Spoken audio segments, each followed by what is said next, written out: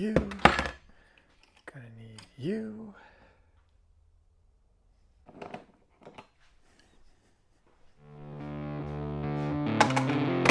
Seriously, these trays, the only way to go on a big job like this.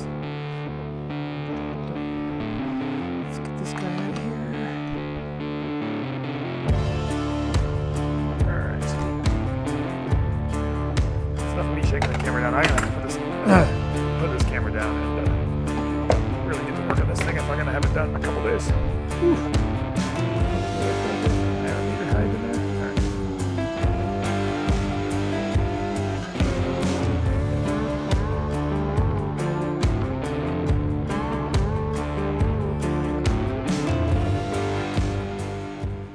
I had to break the scissor lift out. If you work on snow bikes or even dirt bikes, man, these things are a godsend. Don't worry about it over. I'm gonna get this thing stripped down here in no time. Okay, so at this point, I got the oil out of it, I got the coolant out of it, skid plates off, tanks off, seats off, just pulled the air filter out off camera. Probably pulled the front wheel and forks, and then the rear wheel and swing arm. So let's give her.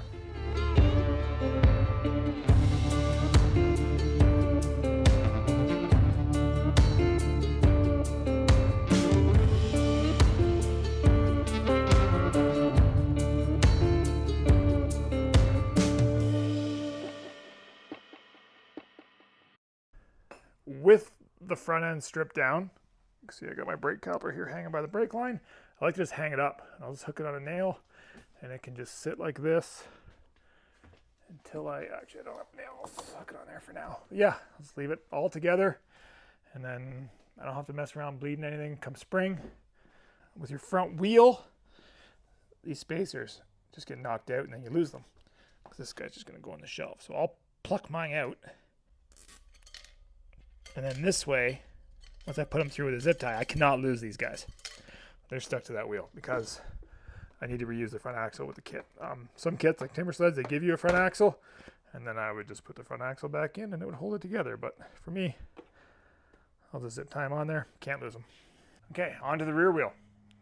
Because if you go too far, the bike likes to smash over. Like you should smash that like button. Please do me a big favor and hit the like button. And then we won't have to see this bike tip over. Because if you don't hit it, I'm just going to keep taking parts off the front and it's going to tip over backwards. So please hit the like button. Do me a favor. Let's get into the rear wheel.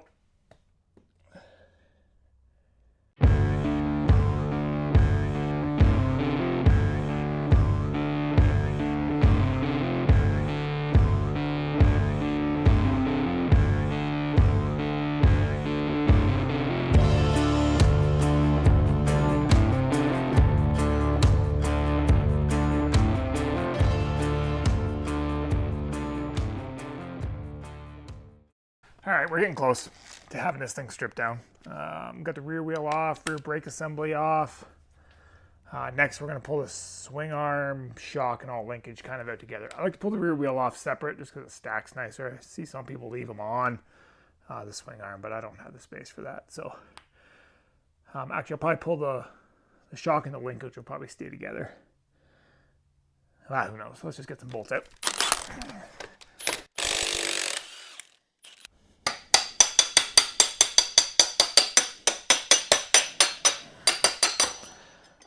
Now, I don't know about you, but a T-handle makes about the best swing arm pivot bolt punch there is. As long as they're not seized, they come right out, and you save the washer. All right, get this ugly ass guy out of here. We do need to keep this because this holds our kit on. Let's get our nut back on for now so we don't lose it. But probably at this point, let's get the subframe out of my way. It's just in my way.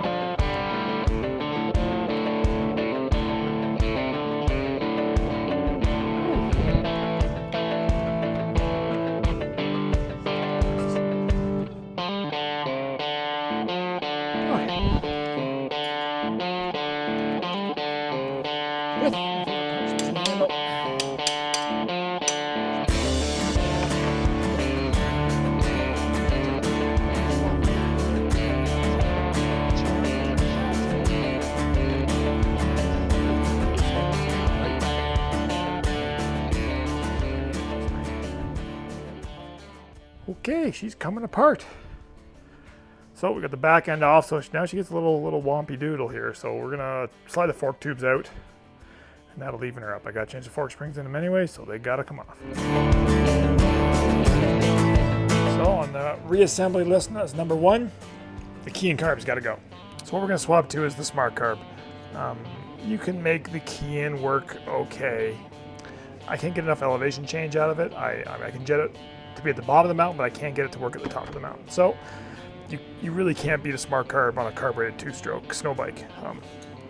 You can run other ones, but I've always had good luck with smart carbs. The older cast model, but you know, whether it's the newer billet SC2 or the old cast, they both work great. We run a specific metering rod for the 500 on the snow, and if you just talk to smart carb, they'll hook you up and get you on your way. So we'll go ahead and swap the cable over and get this one installed. Oh, while we're here, this guy's going to go in the back. You'll see it later. Carb heater. So we're going to have hot coolant come in one side and come out the other side. It'll circulate all the way around. This goes on the back of the carb and just keeps the venturi from icing up. So this is an absolute must. Pretty much a must on all 2-strokes. The fuel injected ones, some people can get away without needing this, but definitely on a carb, and most of the fuel injection ones could definitely benefit from a carb heater. So let's get these guys installed. So I did not talk about all the benefits of the smart carb. Electron is super adjustable and easy to do, but not as easy as a smart carb. So this is your slide. Slides up in the venturi, allowing more fuel and air in. It's your top cap with this adjuster knob. So when the slide goes all the way up, you just hold the bike wide open with it shut off, obviously. And then this little plunger here, you press it down like so, and it will engage right here, and you can change the height of the metering rod, which controls all your fuel. So I can stop on the trail, shut the bike down, wide open, reach in there. Right is rich, left is lean. Couple clicks either way. Usually I go like 5 at a time. Crank it rich till it doesn't run great, and then just lean it back down until it runs clean.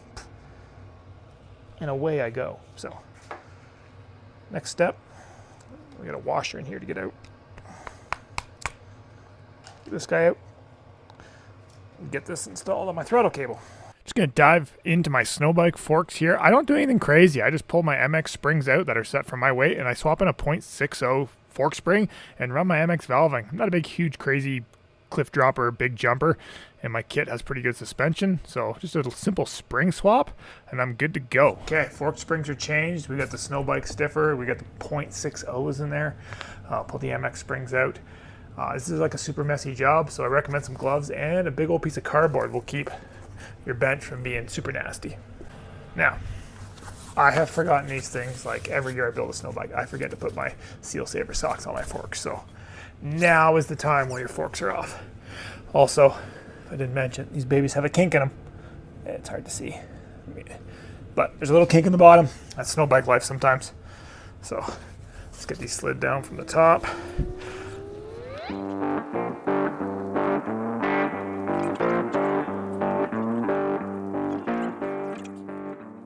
She's starting to come together. Forks are back installed. Torque to bolster, proper torque. Smart carb is on. Throttle cable's hooked up. One thing I didn't mention when I was doing the carb is these carb heaters, which again we're going to pump coolant through, hot coolant. You really want to make sure that they fit well on your carb. I've had a few. They just hold on with a pinch bolt. And they slide over the back of the carb. I've had a few that just don't fit well, even though they said they were for that carb. They hit the bowl at the bottom, and then they end up being like crooked and stuff. So just double check you get one that fits well. This one I had to machine the center of it out just a little bit to get this fit on this carb. Fits nice and tight now. One pinch bolt holds her on, and that's about it for the carb heater. Our hot's going to come in this side from our thermostat as we get to it, and this will be our return, which is going to just run out. It's pretty much a straight shot back into our bottom of our rad, back in the water pump. So I think for now, with the forks on, I feel like we're gonna put the get the kit mounted on, and then it'll at least start looking like a snow bike. Cause like nothing worse than a project you're working on, and it's not really looking like what you want it to, but you get the kit in the back, and then we got a snow bike.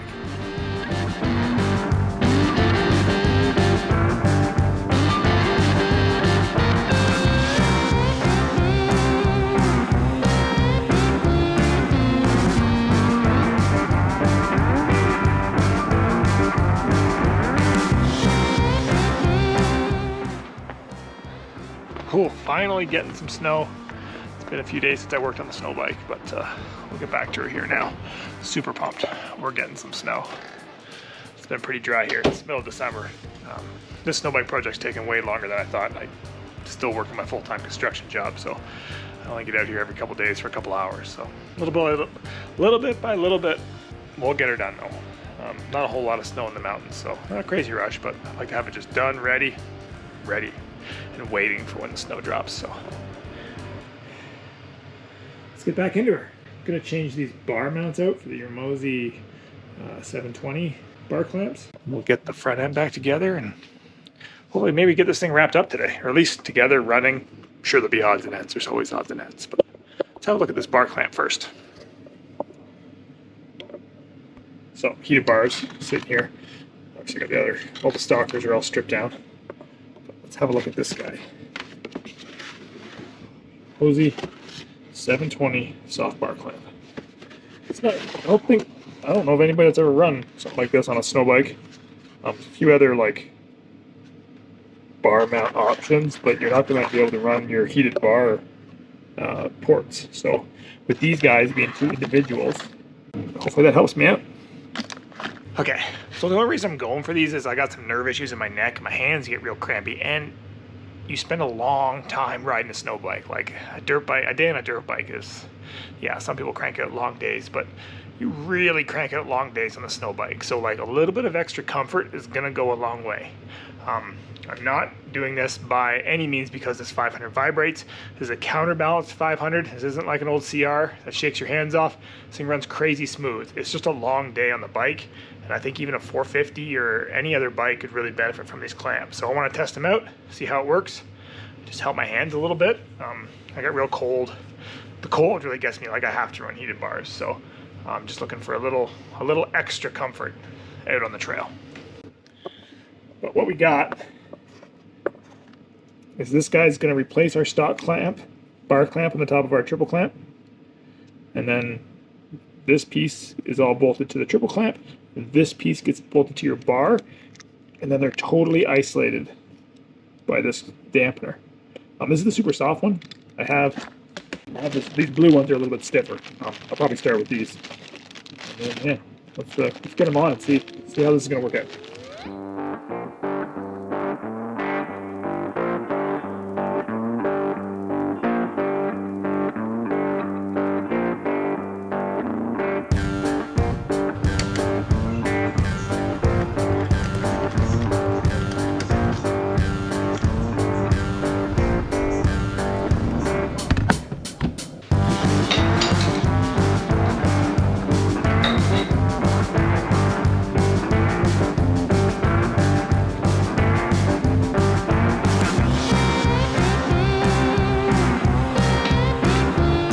Bar clamps do rise up. I'm not sure if you're gonna be able to see.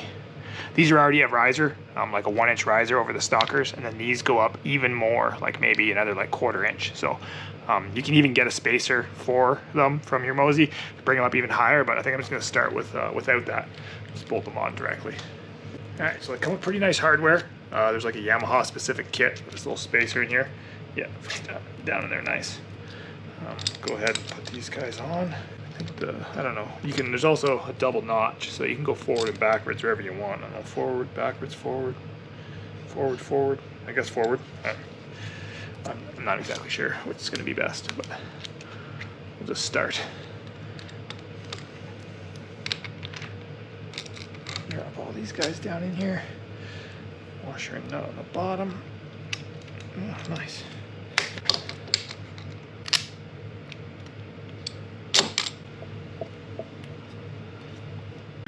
See if we can get these guys mounted on the bars. Hopefully it's going to work. Or I've done all of this for nothing. Look at that hose. So these clamps are both going to face. This is like an install tool, I think. Make sure you get the spacing correct. But both of these clamps are going to go like so on the bars. Actually, I wonder if I can probably just slide these down the bars. That'd be slick right now, seeing as everything's off them. Probably just go like so. Oh yeah. So that's way easier. Loosen this side off. guy down. Okay, okay. This guy pops on here. This guy goes on here. If my fittings weren't in the way, I could get them a lot closer, but they are in fact in the way. Can I drop this down here now? Oh, I can slide it in though. Wow, that works. And then I can slide it in, maybe. It's just stuck. It'll go though. It'll go. Come on. Come on. Get over there. No. Ha. It's just bound up on kind of everything. I don't know if the tool the alignment holding tool that keeps the spacing correct is going to work with all this extra stuff in the middle. However, I think we're going to get her. This is a pretty trick, I think. Slide this one on. Woo! We're winning a little bit. It's pretty messy looking right now, but I think once we get all these bolts clamped down, we'll be primo. So you can see the alignment tool doesn't exactly fit with the fittings, but it's enough to hold it out and get everything snug down. I do want to put, these is all, I think, stainless steel into aluminum, put a little bit of anti-seize on them.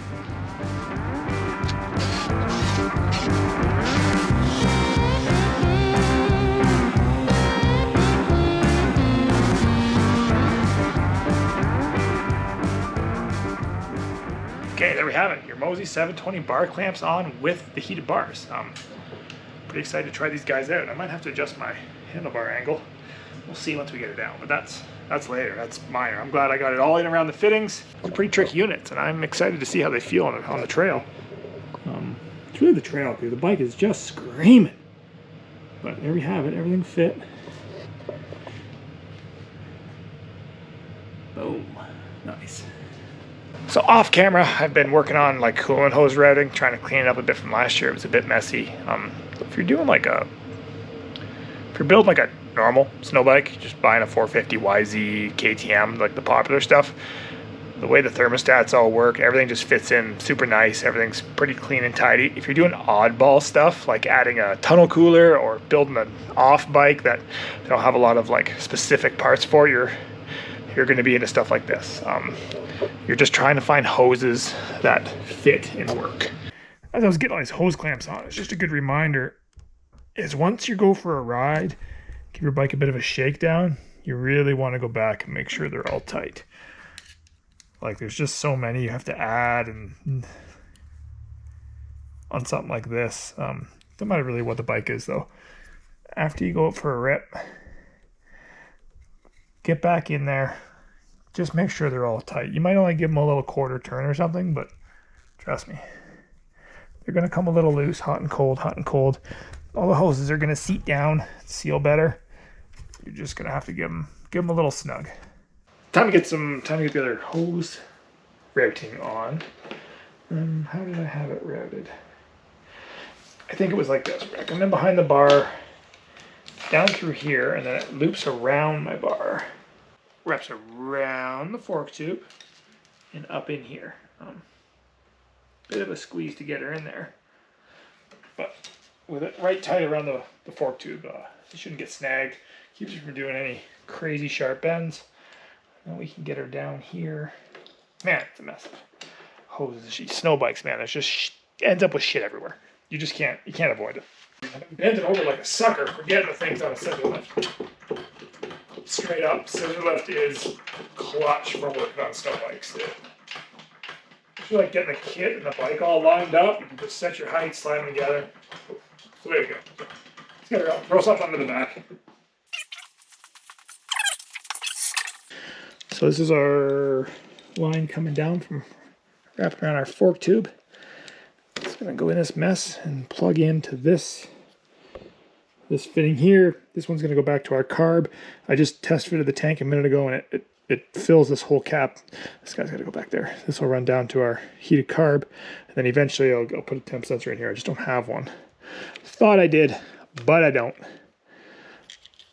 So with this guy bent down, a little extra is not going to hurt. This guy's snip. Probably just cut it too short. You go in here. Get our carb heater hose on. Just cut off. Is in fact too short. Oh. Okay, got all kinds of more hose. This is just DOT truck 1/4-inch airline. It's plastic stuff, so you can go grab this pretty much anywhere if you need it in a pitch. Plug her in here, and then like it's all kind of curly like this when it's fresh. Once it gets hot and cold a couple times, it will stay the shape that it needs to. It'll just get stuck and kind of be like that forever. Okay, go a little long. So we'll go, get her flipped down around. Run on the inside of this coolant line. This is just SnowBike life, man. It gets a little messy. You do as clean as job as you can. You try and, you're just gonna kind of guess, slice her off, get it down in here. Last year with the thermostat down in here, this line was like this long, and just the way it was bent, it was so sharp bends. I had a hard time keeping the line sealed because they end up getting pulled so crooked. Sometimes you gotta chew on them a bit. Warm them up. Stick them on. That one's not going in. There we go. There she goes. See it from the back. Carb heat comes in on this side, comes out on this side.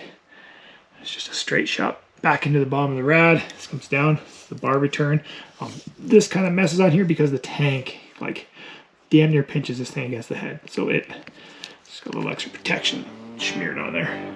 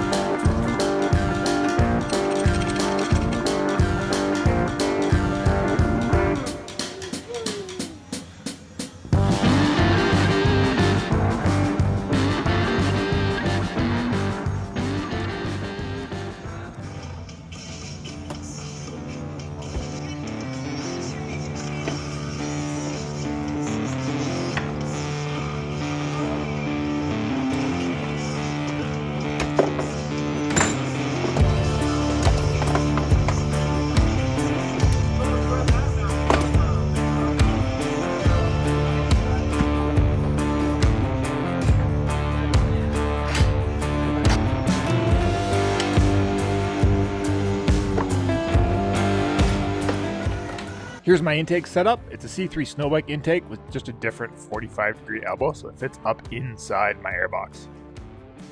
With the hose clamp tightened up, you can see it fits up in here pretty nice, right up in the YZ airbox. Lots of room around it. I'll actually seal this front area up with Gorilla Tape all off around that front, and then I cut the bottom flap out. You can see my fingers there. You can let the snow fall at the bottom, and it works pretty well. You can't just take the whole airbox out on a YZ because you'll lose all your side panels. Okay, you could take your side panels off, but then you have this giant hole, and then there's nowhere for your number plates to stick to, so I like to keep them. Okay, pipe time. This is just the stock stamped pipe that BRC supplies for the YZM500 kit. Works great for me. I get lots of RPM out of it. Really good performance. Makes a MX pipe, but maybe one day I'll get around to trying it. For now, I just like the stocker. Works good for me. The silencer is also supplied by BRC. The FMF turbine core too. Bolts right onto the subframe. It's good to go.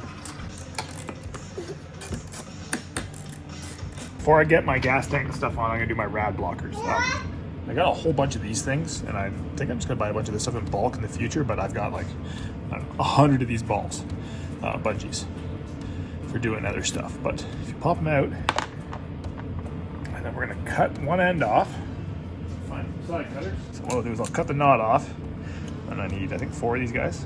Oh, these are not great side cutters. Wire snippers have really sharp side cutters. Nope, no they don't. God damn it. Where are my flush cuts? 3rd time's a charm, flush cuts. Yeah, that's what I was looking for. Trim this guy up.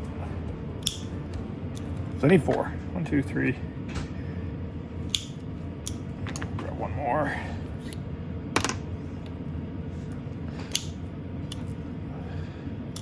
Lots of different ways to do rad blockers. For me, these are just, stalkers. I don't run anything too fancy. All I did was poke. There's a hole here, and there's 2 holes here. One hole, 2 holes, and then a hole on the inside, top and bottom, left and right. So all I'm gonna do, or all I do, is thread this through here, thread it through here, thread it through here. We listen to Leighton talk, tighten these guys up, time them up. So tie that there. So you have this little guy across here. Do the same thing on the bottom. All we got to do is take our homemade rad blocker, which is just Gorilla tape, taped on either side, like so. Because if you're ever in a bind, you need some Gorilla tape. You've got some from your rad blockers. Slide them down in here. It doesn't have to be like, you don't have to totally seal the rads. I find like just some keep majority of the snow off. And ta-da! Just like so. Just like that. So this guy actually goes to here, and this inside panel covers this part of the rad. So it basically blocks like 99% of the rad. And then while I'm riding, if I just leave one in usually to start the day. I leave this one open and this one in. And this one stays in as long as possible. If the bike gets hot, I'll pull this one out. But I never even run this one. I carry it, but I don't run it. But say I'm riding up the trail and it was -20 and it is really cold and I have both in, or this one, it starts to get hot, I'm just running this one. While I'm riding, pull it out, and I either sit on it or I'll stuff it in here and I keep riding. Just saves me from stopping on the trail, and I can just pull it out. And then if I lose this, I don't care. I don't want to lose in the mountains or anything and leave trash, but it's just Gorilla tape, so I can make another one. Or if you happen to take a hit and break one of these guys, you can tape them back up. Here is my side panel. Oh, I have it kind of fixed now, but there's still Gorilla tape all over it. And that Gorilla tape got me out of the mountains. Now, say you're running like a aluminum rad guard, like a Bulletproof or a Flow Design or whatever they are. Something like that's on my KTM here. Well, these older ones, they come with bolt holes. And actually they come with bolt holes in here. You just can't see them, but you can do the same thing. That's what I run on this bike as well. I'll just tuck them down in there. For the kickstand, it's the bungee cord for the kickstand down here. Or that's the same, this is the same bungee cord right there. Slide it down in there, it's not behind that one, but you get the idea. And then same thing too, yank them out. BRC kit, you get a bigger spacer on this side. Because the stock gas tank is very close to the cylinder head. They actually had to stretch the gas tank just a little bit to make it all fit. This big is an IMS tank, and it actually clears primo it. It gets very close to the pipe. I had to bend the pipe down a little tiny bit and melt the tank up a bit. Anyway, let's get it.